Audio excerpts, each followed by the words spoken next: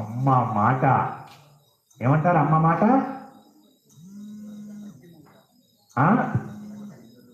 అమ్మ మాట పెరుగన్నం మూట. పెరుగన్నం ఎంత బాగుంటుందండి. వెన్న ముద్ద, అమ్మ మాట వెన్న ముద్ద లాంటిది. వెన్న ఎంత కమ్మగా ఉంటుందండి. కాబట్టి అమ్మ మాట జవదాటని పిల్లలు సర్వకాల సర్వావస్థల యందు రక్షించబడతారు. అమ్మ మాట జవదాటకూడదు, నాన్న మాట జవదాటకూడదు. వారిద్దరూ మన శ్రేయస్సును కోరుకుంటారు, మన యొక్క ఎదుగుదలను కోరుకుంటారు, మన పురోభివృద్ధిని కోరుకుంటారు, మన మంచిని కోరుకుంటారు. ఏమిచ్చినా ఇవ్వకపోయినా తల్లిదండ్రులు మాత్రమే పిల్లల యొక్క బాగోగులు కోరుకుంటారు. అది మీ స్నేహితుడు అనుకోండి, అరే నువ్వు బాగుండాలంటే నాకు ఏదైనా ఇస్తే నేను కోరుకుంటాను రా అంటాడు.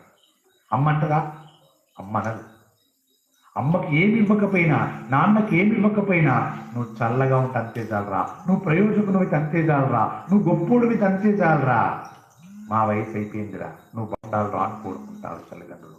ఆ రకంగా తల్లి చెప్పిన మాట ఇప్పుడు గుర్తుకొచ్చింది గౌతమస్తుడికి. గుర్తుకొచ్చి అయ్యయ్యో